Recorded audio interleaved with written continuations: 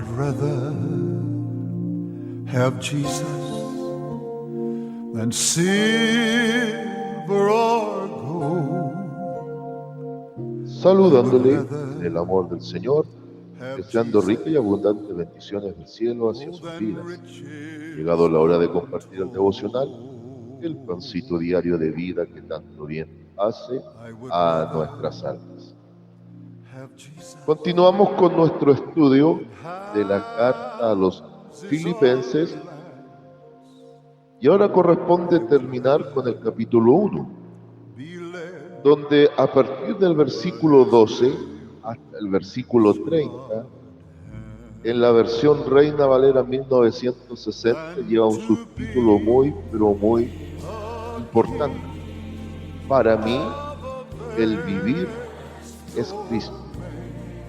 Y vamos viendo, le invito a que vayamos revisando y analizando los versículos, y lo vamos a hacer en el nombre del Padre, del Hijo y del Espíritu Santo, y la palabra de nuestro Dios dice de la siguiente manera: quiero que sepáis, hermanos, que las cosas que me han sucedido han redundado más bien para el progreso del Evangelio, de tal manera que mis prisiones se han hecho patentes en Cristo en todo el pretorio y a todos los demás.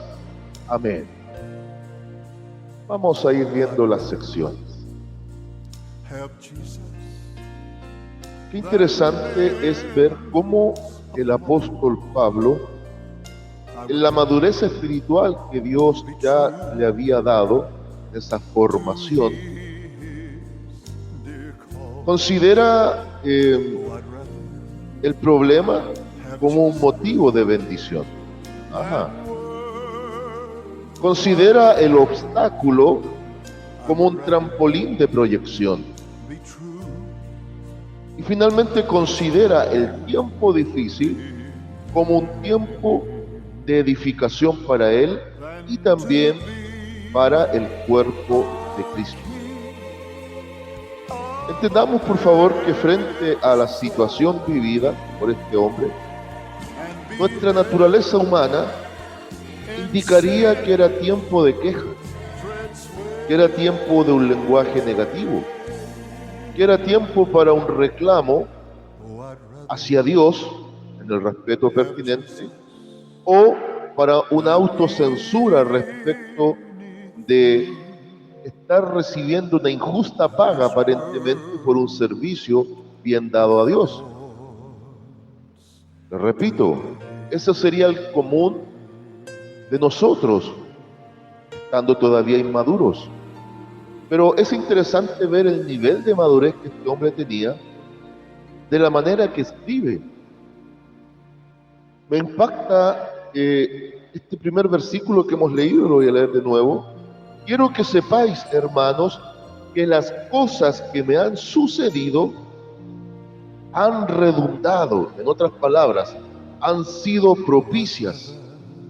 Estas situaciones negativas han dado un resultado, un fruto, un producto, que es el progreso del Evangelio. Y por supuesto, si estas cartas desde la prisión son cartas extraordinarias, para nada rebajando el nivel, por ejemplo, que tiene la carta a los Romanos, que es una cátedra de doctrina, o cotejarla a la luz de Gálatas, que es una tremenda advertencia contra la falsedad y que también complementa doctrinas claves que aparecen en Romanos. Para nada vamos a menospreciar las cartas pastorales o a los hermanos de Tesalónica o de Corinto, para nada. Son cartas de corrección y de aliento. Pero estas cartas desde la prisión tienen ese tinte especial, tienen esa unción maravillosa de proyectar a través del momento difícil, a través del problema o la situación contradictoria, un progreso, un avance, donde podríamos ver un estancamiento. De alguna forma, es similar a la palabra que proyecta para nosotros en 1 a los Tesalonicenses capítulo 3, que él podía estar preso, pero que la palabra de Dios debía correr y ser glorificada. Es decir, los barrotes físicos tras los cuales estaba Pablo no podían detener el avance espiritual a través de la palabra de Dios. Yo quiero que usted y yo vayamos tomando ese ejemplo de vida, de conducta, de enfoque respecto del llamado. Versículo 13, que también lo leímos: de tal manera que mis prisiones se han hecho patentes en Cristo en todo el pretorio y a todos los demás. Y esto está registrado casi al final del libro de los Hechos. Hechos capítulo 28, versículo 30. Quiere decir que esto no solo impactó a la iglesia como cuerpo de Cristo para cobrar aliento, sino que incluso los guardias romanos se impactaron de ver la fe de este hombre. Esto es lo extraordinario, esa capacidad de influencia que podemos tener en medio de la sociedad y no solo en medio de la hermandad. ¿Se ha preocupado usted de la influencia que usted tiene sobre los demás? Pero para llegar a esto hay que dejar de ser circunstanciales, hay que ir ya a la madurez y dejar la inmadurez. Ahora, para nada me pongo como ejemplo, ni de bueno ni de malo, pero yo creo que todos, y en esto también me incluyo, al igual como lo hacía Pablo, vivimos momentos críticos en donde la mayoría de nuestro lenguaje es un lenguaje negativo, o es una actitud negativa, dado la situación complicada. Pero qué lindo es entender que esto debemos cambiarlo, y lo negativo proyectarlo en positivo. Lo que parece un estancamiento sea un trampolín de proyección, y la situación contradictoria que finalmente sea una influencia positiva, en base a la fe que proyectamos, la disposición que presentamos y finalmente la visión de la cual emana una progresión, un avance y un resultado positivo en el llamamiento que Cristo nos ha hecho. Avancemos en los versículos, mire desde el 14. Y la mayoría de los hermanos, cobrando ánimo en el Señor con mis prisiones, se atreven mucho más a hablar la palabra sin temor. ¿Se fija? Eso tiene que ver con proyección. Proyección. La iglesia se va a proyectar en base también a lo que el liderazgo transmite. La capacidad de influencia es tremenda. Como siervos del Señor, ministros de Dios, pastores de Cristo, ¿qué estamos transmitiendo? ¿Qué proyectamos como influencia para poder nosotros propiciar un avance del Evangelio? Es lamentable que la iglesia del siglo XXI, mucho del área ministerial, se ha enfocado en cosas vanas y ha perdido la visión de las cosas trascendentales del Evangelio, al punto que el pastorado ha llegado a ser burla en medio de los gentiles, en medio de los paganos, en medio de los idólatras, en medio de la gente mundana, por la fechoría de algunos. Pagamos todos, pero vive el Señor que Dios conoce, y la hermandad debe distinguir que aún existen, y en esto me quiero incluir, existimos hombres de Dios que no vamos a transar el mensaje, que cada día Dios impregna más amor sobre los hermanos, y que nuestro anhelo es que la palabra de Dios corra, sea glorificada, y la bandera del Evangelio sea puesto en lo alto. Fíjese cómo esta actitud, en base a lo que transmite, proyecta y tiene capacidad de influencia, el apóstol Pablo ya había provocado que hermanos quizás que estaban en actitud de timoratos, temerosos, dado que no pierda el foco, por favor, que mucho de la literatura del Nuevo Testamento, a partir de la pluma inspirada de los apóstoles, fue en tiempo de persecución de iglesia, donde a veces decir ser cristiano o transmitir el mensaje abierta y claramente marcaba la diferencia en lo físico entre la vida y la muerte. Entonces, ahora el apóstol, a partir de esto, se va a enfocar en algo también que es muy importante de observar. Versículo 15. Algunos a la verdad predican a Cristo por envidia y contienda, pero otros de buena voluntad.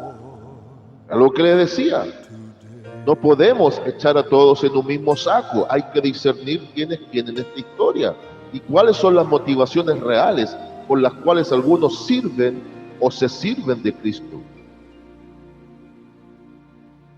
Los unos, 16, anuncian a Cristo por contención, no sinceramente, pensando añadir aflicción a mis prisiones. No se olvide que Pablo tuvo dos grandes grupos de enemigos. Externamente, los filósofos, los de la falsa ciencia, e internamente los judaizantes, como él le decía a los perros mutiladores del cuerpo. Y estos falsos maestros ya estaban agregando aflicción a las prisiones de Pablo, porque no estaban siendo sinceros y estaban trayendo corrientes diferentes a las que él había enseñado. 17. Pero los otros por amor, sabiendo que estoy puesto para la defensa del Evangelio. La actitud de Pablo y la cárcel de Pablo era una verdadera apología, una verdadera defensa al y del Evangelio, dado que la actitud correcta, la proyección adecuada y la influencia pertinente provocan precisamente que seamos buenos apologetas o apologistas, buenos defensores del Evangelio. Y esto no solo se defiende con palabras, sino con hechos. Los dichos y los hechos deben empezar por igual. Y en el apóstol esto era una realidad consumada. Versículo 18. ¿Qué pues? Que no obstante, de todas maneras, o por pretexto o por verdad, Cristo es anunciado. Y en esto me gozo y me gozaré aún. Y quiero hacer un pequeño paréntesis. Toda la verdad y razón tenía el apóstol Pablo. Finalmente, sean lícitas las intenciones o no, lo importante es que Cristo sea anunciado. Pero yo quiero añadir un antecedente aparte, sin pasar por encima del texto. Pero quiero añadir un antecedente. Lo ideal es que el predicador sea aprobado, como la palabra es aprobada. Cuidado tú que predicas y enseñas, que por el hecho de que hay una proyección, hay una influencia y se da un resultado, tú te crees, me incluyo, o yo me creo, que estoy como obrero aprobado. No se olvide que en 2 Timoteo capítulo 2 versículo 15 el apóstol Pablo exhorta a Timoteo y le dice: procura con diligencia presentarte a Dios aprobado, como obrero que no tiene de qué avergonzarse y que usa o traza bien la escritura de verdad. No hay cosa peor que el autoengaño, no hay cosa peor que estar haciendo las cosas mal, y por el mero hecho que Dios actúa de acuerdo a la necesidad del momento, pero siempre también dándole énfasis a la aprobación de su palabra y un mensaje certero, creamos que Dios también nos está aprobando. Me atrevo a decir, con temor de Dios, no del hombre, me atrevo a decir que hoy por hoy hay muchos obreros que están reprobados porque las intenciones con las que están presentando el mensaje no son genuinas. Todo aquel que usa el Evangelio como fuente de ganancia deshonesta, si no hay un arrepentimiento, lamentablemente, hay un infierno que los va a tragar vivos. Y no es una amenaza, es una advertencia, dado lo que la Biblia enseña. Cuidado con ver al rebaño como fuente de mercadería, mercancía humana. Cuidado con eso. La iglesia es la novia de Jesucristo. Y en una conversación franca con un querido hermano, me gustaba lo que me decía. Y tiene toda la razón. Que los que enseñamos y predicamos y pastoreamos en áreas ministeriales, somos usados por Dios para ir preparando el traje de la novia. Y es cierto, porque somos las herramientas que va a usar el Espíritu Santo. ¿Cuál es tu compromiso? ¿Cuál es tu real intención? ¿Cuál es tu motivación tras la predicación? Y la dejo. Mire, versículo 19 en adelante. Porque sé que por vuestra oración y la suministración del Espíritu de Jesucristo, esto resultará en mi liberación, conforme a mi anhelo y esperanza, de que nada seré avergonzado, antes bien, con toda confianza, como siempre, ahora también será magnificado Cristo en mi cuerpo, o por vida o por muerte. Era tal la convicción del apóstol Pablo que de alguna manera supo cuando ya venía el tiempo para su vida, o digamos el tiempo final de su carrera en lo carnal, en lo terrenal. No se olvide que cuando ya está cerrando la segunda carta a Timoteo, él declara palabras profundas y muy conmovedoras. Él dice que ya está para ser sacrificado. Ven pronto, hijo espiritual, ven pronto, Timoteo, tráeme el capote que tengo frío y tráeme los rollos. Ven, porque mi tiempo es breve y ya estoy para ser sacrificado. Pero acá tenía toda la convicción, la seguridad y certeza absoluta por la fe activa que le identificó de que esto iba a resultar en liberación. Pero al mismo tiempo, él dependía primeramente de lo que el Espíritu Santo le suministraba, pero qué importante, y escúchame bien, ahora pueblo de Dios, ya no solo los ministros, qué importante es porque también dependemos de vuestras oraciones a nuestro favor. Muchas veces la unción y la gracia que se proyecta a través de nosotros los ministros de Dios también tiene que ver con las oraciones del pueblo a nuestro favor. Entonces, el apóstol igual sabía que ya fuera para vida o para muerte, a través del proceso y de su propia vida, Cristo es glorificado. Y ahora viene la magna expresión que da sentido a todo este pasaje. Porque para mí el vivir es Cristo y el morir es ganancia. Aleluya. Bendito el nombre del Señor. Oiga, no crea que Pablo lo estaba diciendo de labios. No crea que en la inspiración de Pablo esto fluyó como un mero concepto. No. Esta expresión define a este hombre de Dios. ¿Te define a ti? ¿Me define a mí? Hay un gran porcentaje de cristianos que aún temen a la muerte. Quizás dirá usted, y pastor, ¿usted le teme a la muerte? Quiere que le sea honesto. Del día que Cristo llegó a mi vida, le dejé de temer. Antes de Cristo en mi vida era un terror que tenía, pero ahora entiendo que era un terror del alma, de no saber su destino final.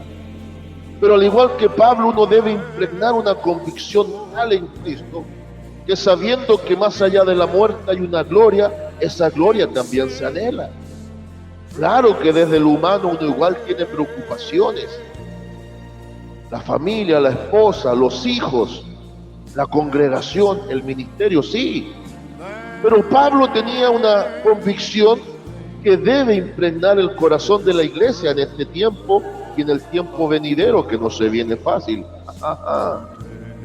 Para mí, el vivir es Cristo y el morir es ganancia. Esto habla de una vida rendida. Esto habla de una voluntad subyugada al poder y presencia permanente y constante del Espíritu Santo guiando los pasos. Solo aquel que ha muerto para el mundo, solo aquel que ha muerto para el yo, solo aquel que ha dejado atrás la vida pasada, puede, a partir del nuevo nacimiento, proclamar magnas palabras semejantes a esta. Y ahora explica por qué. Versículo 22 en adelante. Mas si el vivir en la carne resulta para mí en beneficio de la obra, no sé entonces qué escoger. Porque de ambas cosas estoy puesto en estrecho. Estoy entre la espada y la pared.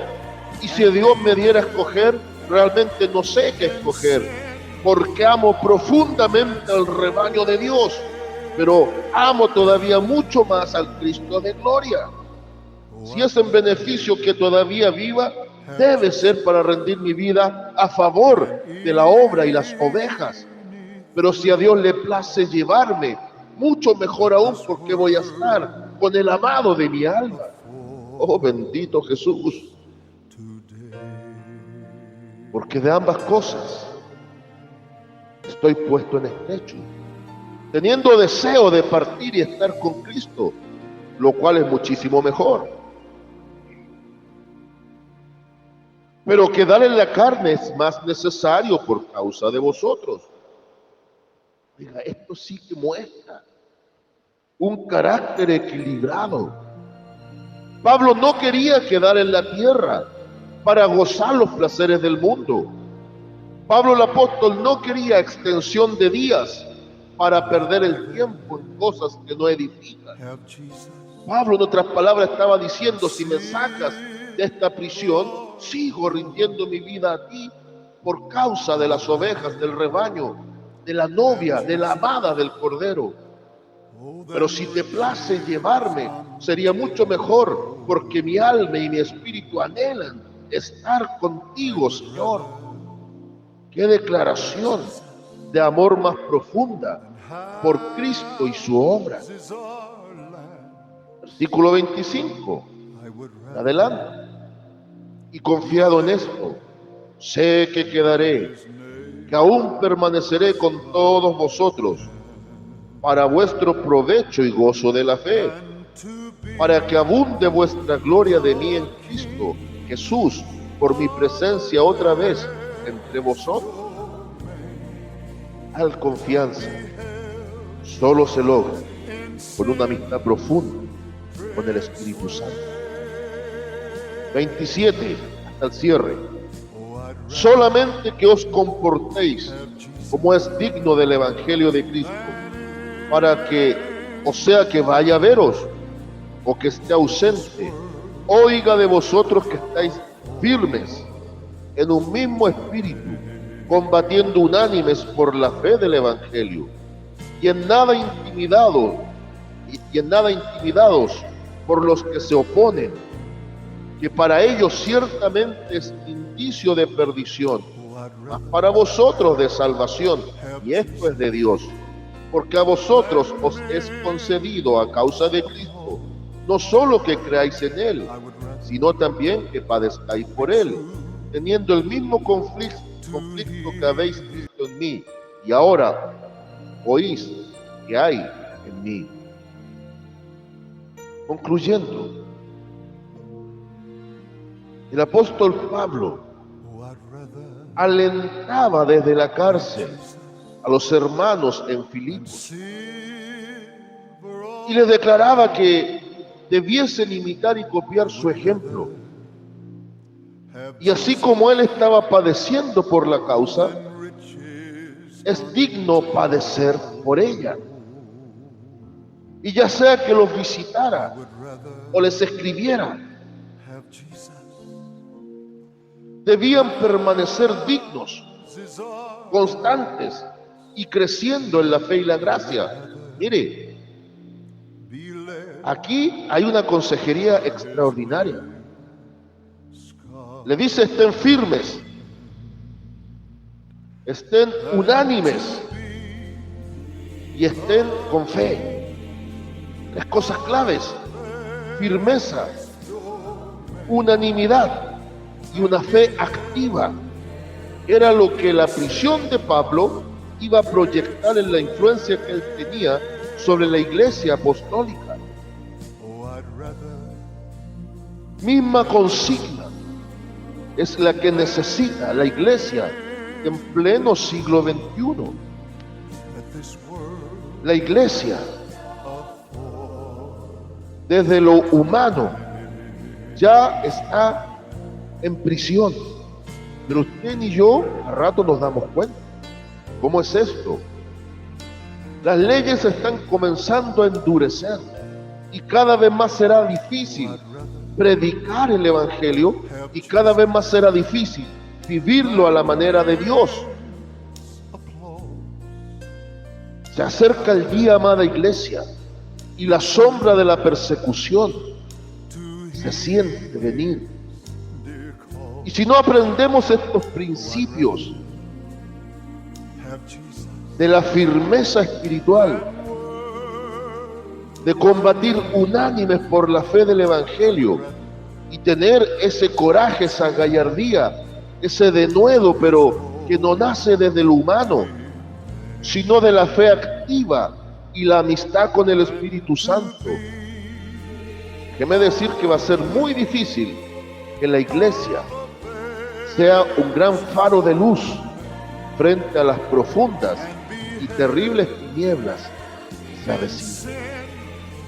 Pero hay una esperanza, y usted y yo, al igual que el apóstol Pablo, debemos creer de corazón que para mí el vivir es Cristo y el morir es ganancia. Saludos de paz, amor y bendición desde Longaví a cada uno de ustedes. Today.